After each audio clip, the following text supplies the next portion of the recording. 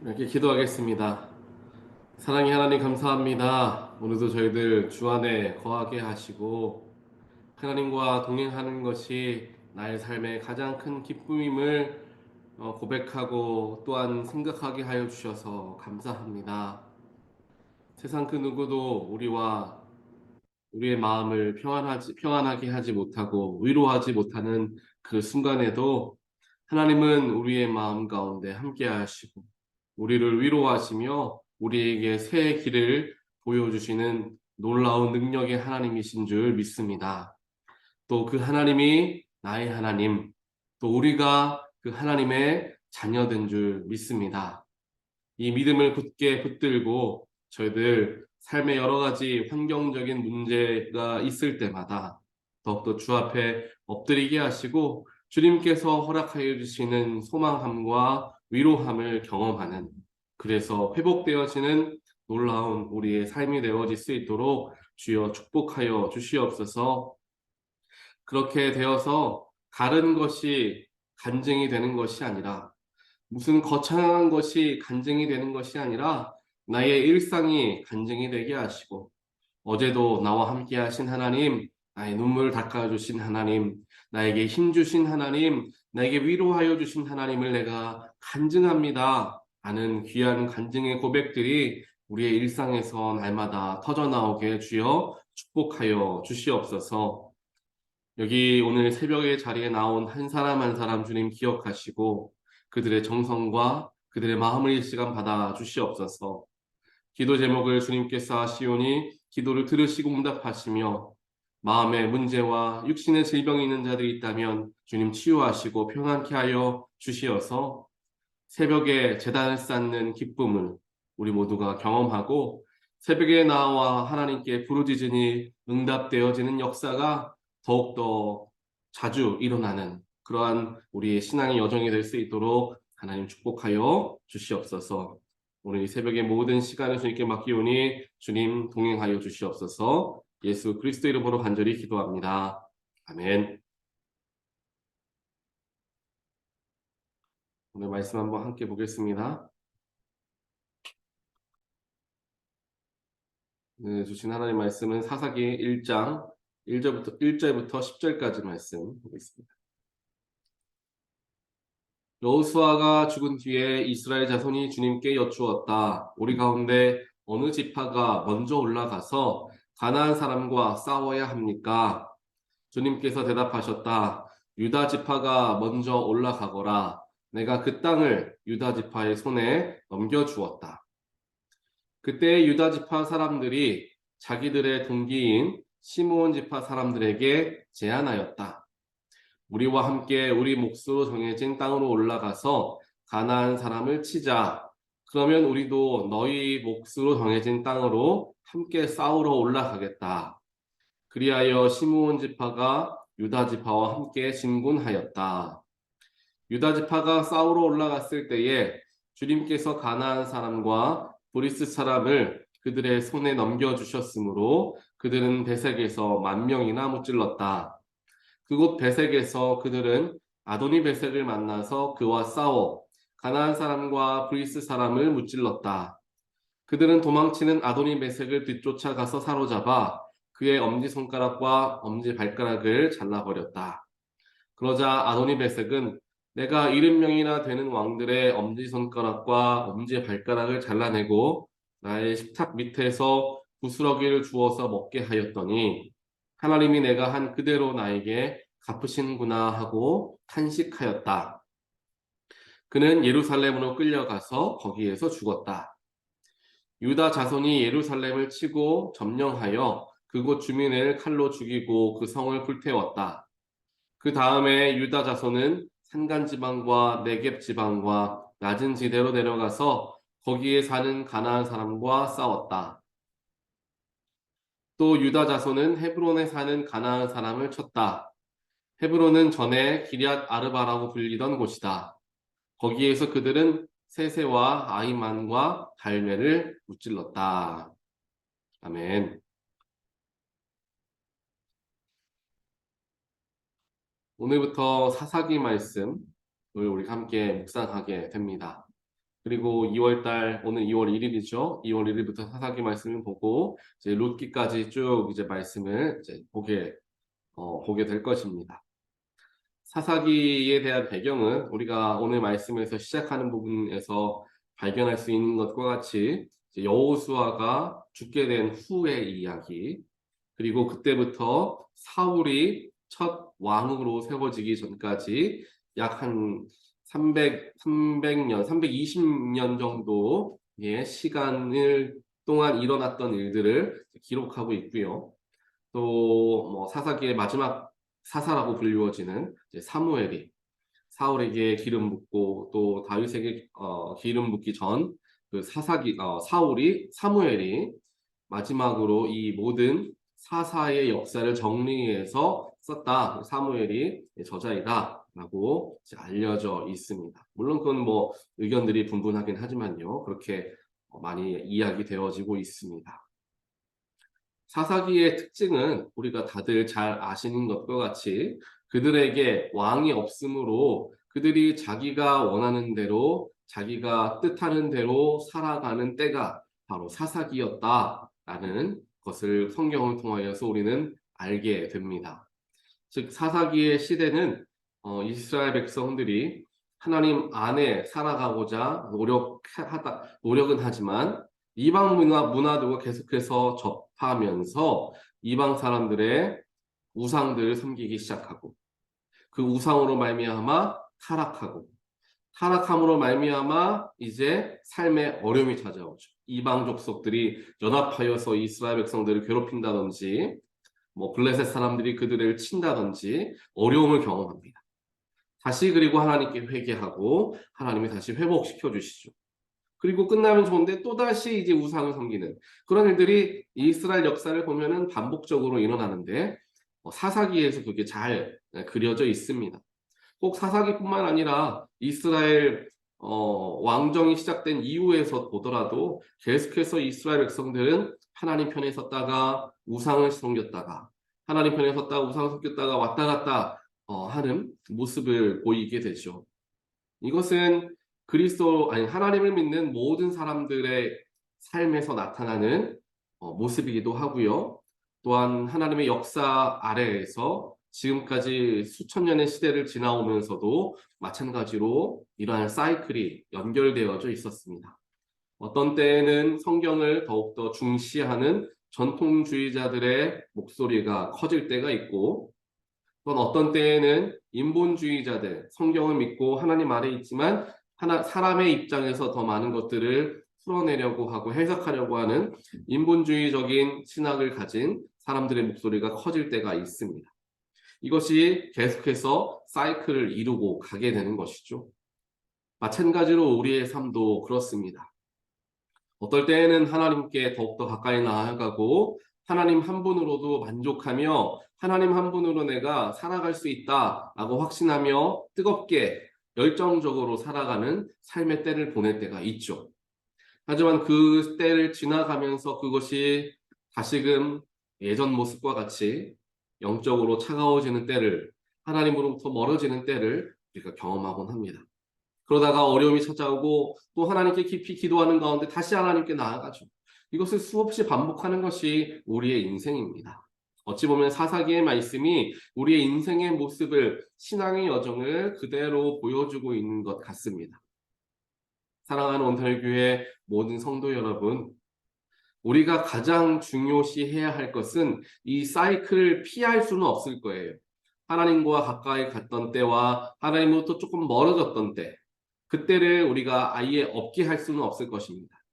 하지만 그게 없이 할 수는 없겠지만 가장 적게 해야 되겠죠. 즉 사이클의 굴곡이 적게 올라가고 적게 내려가는, 즉 평행을 이루는 하나님께 더 가까워진 상태에서 말씀을 드립니다. 하나님께 더 가까워진 상태에서 너무 하나님께 멀어지기 전에 다시 돌아오는 일들이 일어나게 되도록 우리는 노력해야 할 것입니다.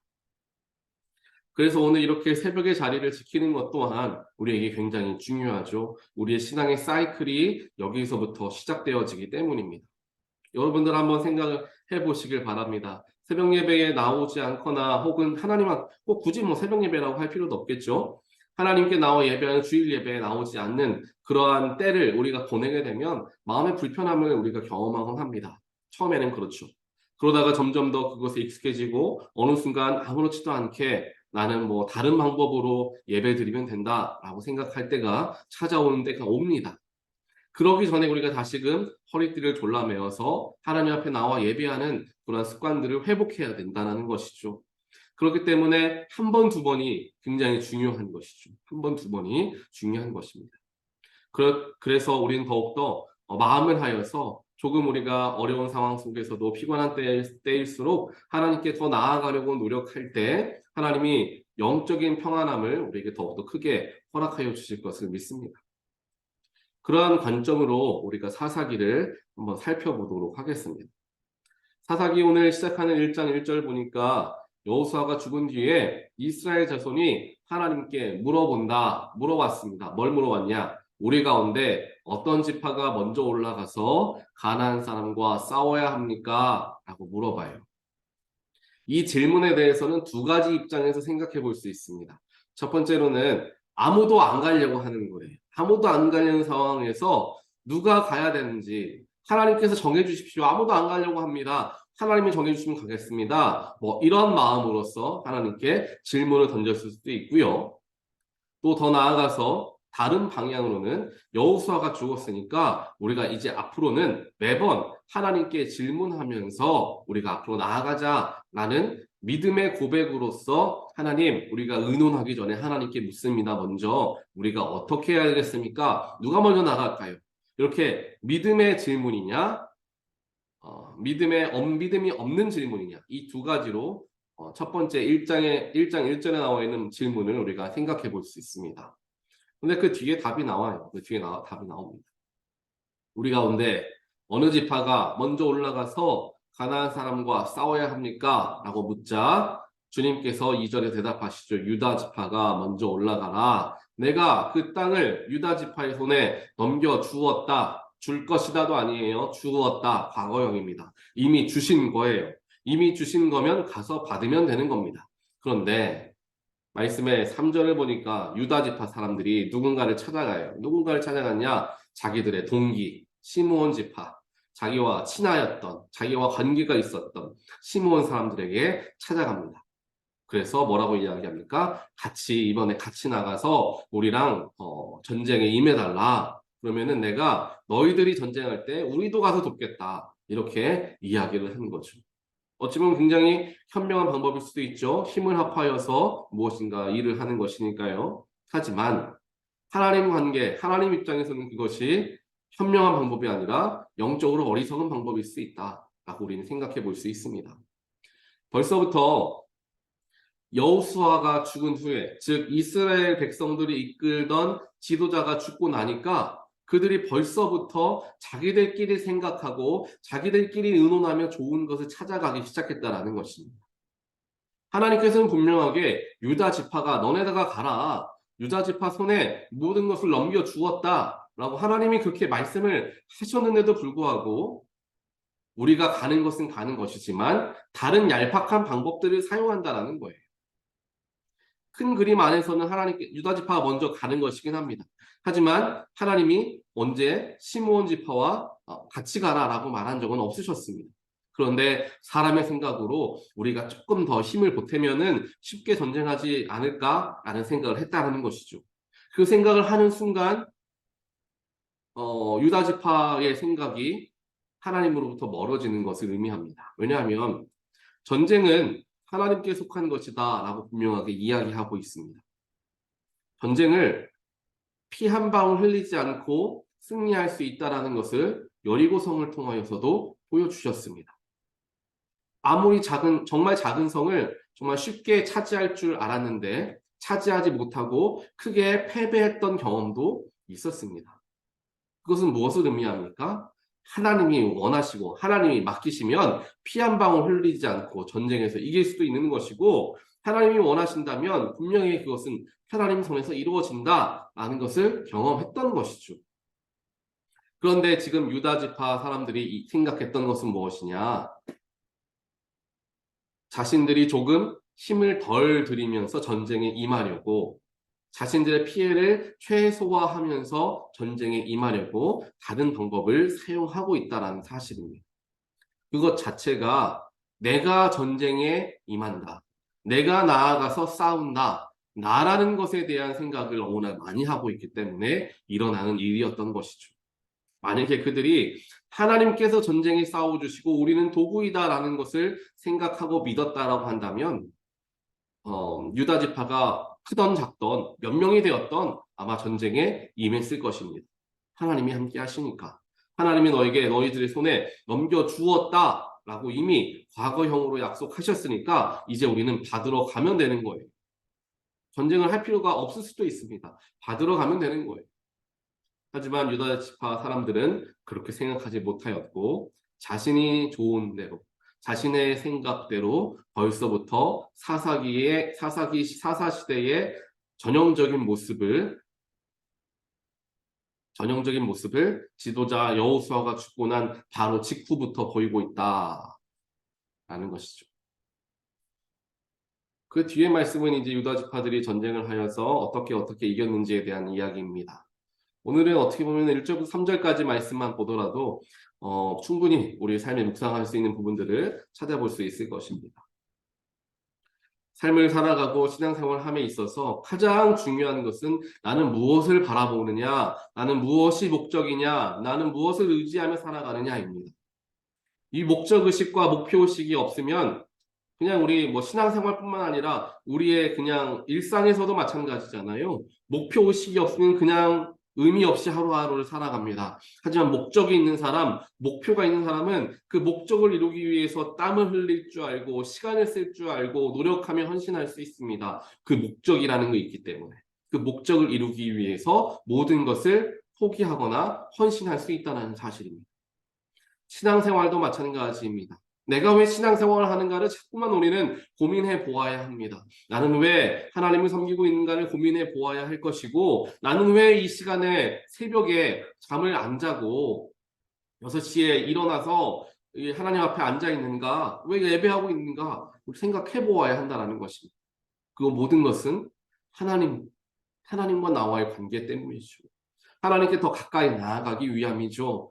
예수 그리스도를 닮아가기 위함입니다. 그게 가장 큰 목적이고 목표입니다. 그렇다면 신앙생활하는 것도 모든 게 다 맞물려 있죠. 내가 성도와 왜 교제합니까?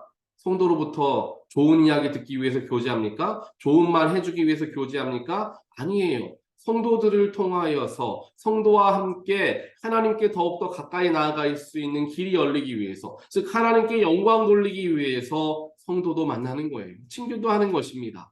또한 교회의 사역들도 마찬가지예요. 교회 예배의 자리도 마찬가지입니다. 내가 왜 지금 이 자리에 예배를 하는가? 굳이 수많은 교회가 내 주변에 있는데 그 중에 왜 나는 온타리오 교회에 앉아서 예배하는가? 그래, 하나님이 나를 이곳에 부르셨지. 하나님의 관점에서 생각할 수 있어야 되는데 나의 관점에서부터 생각하기 시작하면 이제 모든 목표가 없어지게 되는 거예요. 내가 오늘 이 자리에 앉아서 이 시간에 예배할 이유도 없어지는 거고 내가 굳이 불편한 사람들과 함께 신앙생활을 할 이유도 없는 거예요. 내가 굳이 마음 어려운 데에서 교회에서 예배하고 할 필요 없는 거예요. 더 편한데 더 좋은데 할 수 있습니다. 하지만 분명한 생각과 어디에 목적이 있었는지를 바라볼 수 있어야 된다는 사실이죠. 하나님은 모든 것을 계획하시고 모든 것에 의미를 두시면서 우리를 이끄시는 분이십니다. 우리를 이끄시는 과정 속에서 가치 없는 것은 하나도 없습니다. 심지어 우리가 넘어지고 실수하는 것까지도 하나님 계획 아래에 있게 되시고 또 그 계획 아래에서 우리가 그 실수와 어려움을 겪고 이겨내는 과정을 통하여서 성장하게 우리를 도우십니다. 그러니 나의 삶이 하나님께서 이끄시는 삶이라는 걸 내가 확신한다면 나의 삶에 필요 없는 것은 아무것도 없다는 사실입니다. 나에게 원수가 있어도 나에게 필요한 거예요. 나에게 힘든 사람, 힘든 문제가 있어도 나에게 필요한 거예요. 사도 바울도 그렇게 생각했고 다윗도 그렇게 생각했습니다. 하나님 믿으면 평안하고 좋은 사람들만 행복하게 신앙생활을 할 수 있을까? 아니라는 거죠. 나를 위해서 그렇게 할 수가 없습니다. 하나님은. 나를 위해서라도 어려운 관계도 주시고 문제도 주시고 낮아짐도 주시고 정말 모든 걸 내려놓아야 하는 절망도 우리에게 허락해 주신다라는 것입니다. 내가 하나님의 손 아래에서 살아가고 있음을 내가 믿는다면 어려움 속에서 하나님을 보게 된다는 거죠. 내가 왜 이런 어려움을 겪을까? 이 어려움에 대해서 내가 벗어나야 되겠다가 아니라 이 어려움 속에서 하나님 나에게 무엇을 원하시는가? 나에게 사랑하는 가족들을, 이렇게 안 맞는 가족들을, 이렇게 나와 생각이 틀리고 마음이 틀린 가족들을 도대체 왜 묶어주셨을까? 하나님께 묻는 거예요. 그렇게 하나님께 묻다 보면 하나님 나의 마음 가운데 깨달음을 주시죠. 나의 부족한 부분을 채워주시기 위함도 있고, 나로 하여금 더욱더 깨닫게 하시고 겸손하게 하기 위함도 있으며, 하나님께 더욱더 엎드려 기도하게 하기 위함도 있다라는 것입니다. 모든 것은, 우연이라는 것은 결코 없다라는 것을 우리는 항상 기억하고 살아가야 합니다. 그래야 우리가 세상을 바라보는 시선이 변화됩니다. 작은 것 하나도 하나님이 주신 거예요. 길을 걸어가다 좋은 일을 만나다 돌뿌리에 걸려 넘어지던 하나님의 안에서 생각하게 됩니다. 돌뿌리에 걸려 넘어져서 다쳤는데 조금만 다친 것에 오히려 감사할 수 있고, 크게 다치지 않은 것에 감사할 수 있는 삶이 되어진다는 것이죠. 나에게 맡겨진 것, 나에게 주어진 것 다 마음에 들고 다 너무나 좋으면 얼마나 좋을까요? 하지만 그렇지 않은 현실을 보내면서 왜 내 주변에는 이러한 일들이 일어날까? 하나님 왜 이러한 일이 일어납니까? 라고 하나님께 물을 때 하나님 분명하게 우리에게 알려주신다는 거죠. 나의 연약함을 보게 하시고 나의 부족함을 보게 하시며 하나님께서 나를 이곳에 보내신 분명한 뜻이 있다라는 거예요. 목회자인 저 역시도 그렇습니다. 제가 온타리오 교회에 부임하게 된 것이 그냥 몇몇 사람들이, 예를 들면 감독과 그런 감리사들이 저를 서로 얘기하다가 저라는 사람은 얼마나 잘 알겠어요. 잘 모르겠죠. 기도하다가 이러한 사람이 가면 좋겠다라고 사람이 보낸 것이다라고 만약 제가 생각한다면, 제가 그렇게 교회를 바라본다면 저는 교회에서 아무것도 할 수 없을 거예요. 그냥 어려운 일 있으면 그냥 놓고 다른 데로 가겠다 얘기할 거예요. 그런데 그게 아니라는 건 저는 알잖아요. 하나님께서 가장 필요한 때에 부족하지만 저를 이 자리에 보내주신 분명한 이유가 있다는 것을 제가 믿기 때문에 즐거운 일이 있어도 어려운 일이 있어도 함께 간다라는, 하나님이 보내주셨는데 제가 어디를 가겠냐는 거죠. 물론 하나님이 다른 데로 옮겨주시겠다 말씀하시고 약속하시면 제가 그때는 갈 수도 있겠지만, 내 마음과 내 생각과 내 환경 때문에 내가 마음대로 할 수 있는 곳에 보내진 게 아니라는 걸 제가 안다라는 거죠. 이건 비단 목회자뿐만 아닙니다. 우리 모두에게 적용되어져 있다는 거예요. 그건 목사님이니까 그렇죠, 목회자니까 그렇죠 라고 생각한다면 한도 끝도 없습니다. 우리 모두는 하나님께서 성경에서 이야기하죠. 왕과 같은 제사장이다 분명히 이야기하십니다. 또한 예수께서 십자가에 달려 돌아가실 때 성소와 지성소를 나누는 장막이 찢어지게 되면서 누구든지 하나님께 예수를 통하여 갈 수 있다라는 길이 열렸습니다. 즉 우리 모두는 하나님께서 귀하게 사용하시는 왕과 같은 제사장들이다라는 사실을 생각했을 때, 각자가 맡고 있는 달란트와 소명과 달란트만 다를 뿐 모두가 동등하게 하나님께 나아가고 있는 것이라는 것이죠. 우리가 그것을 바라볼 줄 안다면 나에게 주어진 모든 것이 하나님의 뜻 아래에 있다는 것을 믿게 됩니다. 그를 통하여 겸손함을 배우게 되고, 그를 통하여 마음을 다스리게 되고, 그를 통하여 넓은 마음으로서 세상을 바라보고 또 높은 시선으로서 미래를 내다볼 수 있는 그런 놀라운 믿음의 사람들이 된다라는 것입니다. 사랑하는 성도 여러분, 우리 모두가 하나님의 관점에서 모든 것을 바라볼 수 있는 모두 되시기를 주님의 이름으로 간절히 축원드립니다. 하나님은 어떤 생각을 갖고 계실까? 하나님은 나를 왜 이곳에 보내셨을까? 하나님께서 나를 향한 지금 이 순간의 목적은 무엇일까? 하나님 안에서 생각하고 기도하며 나아갈 때 분명히 하나님께서 깨닫게 하여 주실 것이라 믿습니다. 오늘 유다 백성들과 유다 지파들과 같이 자신의 생각대로 자신이 원하는 대로 행하고 논의해서 결정하고 나아가는 그러한 부족함을, 어리석음을 보이지 않고 하나님께 철저히 엎드려서 하나님께서 말씀하신 대로 내가 너희 손에 붙여 주었다 그 말씀 붙들고 담대하게 현실을 바라보면서 우린 못해요가 아니라 하나님이 하시라고 하고 하나님이 맡겨주시면 나는 할 수 있다 라는 믿음을 가지고 어든지 하나님 부르시는 데에 나아가서 주님께 귀하게 쓰임받는 모든 분들 되시기를 주님의 이름으로 간절히 축원드립니다. 기도하겠습니다. 사랑의 하나님 감사합니다. 오늘 이 새벽의 시간부터 저희들을 불러주시고 이 자리에서 말씀 듣게 하시며 특별하게 사사기 1장 1절, 2절, 3절 말씀을 오늘 우리에게 허락하여 주신 분명한 뜻이 있는 줄 믿습니다. 오늘 이 시간 우리로 하여금 잠자리에서 일어나 말씀을 듣게 하시고 기도하게 하시고 주 앞에 엎드리게 하신 그 모든 이유가 분명하게 있는 줄 믿습니다. 하나님, 오늘 말씀에 나오고 있는 유다 지파와 같이 자기의 생각, 나의 생각, 우리의 생각대로 고민하고 머리 써서 무엇인가를 결정하며 나아가는 자들이 되지 않고 하나님이 말씀하시면 그 말씀 그대로 준행할 줄 아는 믿음의 사람들 되어질 수 있도록 저희들 가운데 더욱더 굳건한 믿음을 허락하여 주시옵소서.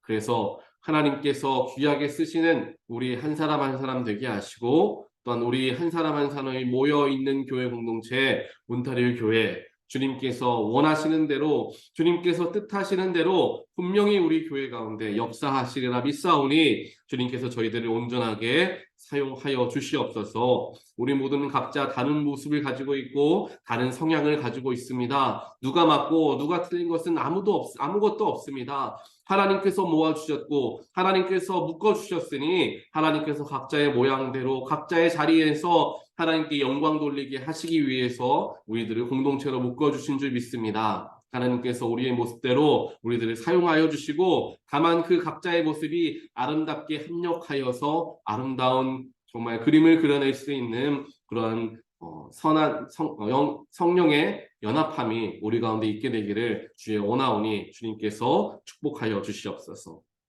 어떤 환경과 어떤 어려움이 다가오더라도 더 크신 하나님의 뜻을 바라보며 하나님과 함께 예수와 함께 이겨내고 승리할 수 있는 우리 모두의 삶이 될 수 있도록 하나님께서 지키시고 보호하여 주시옵소서. 예수 그리스도 이름으로 간절히 기도드리옵나이다. 아멘.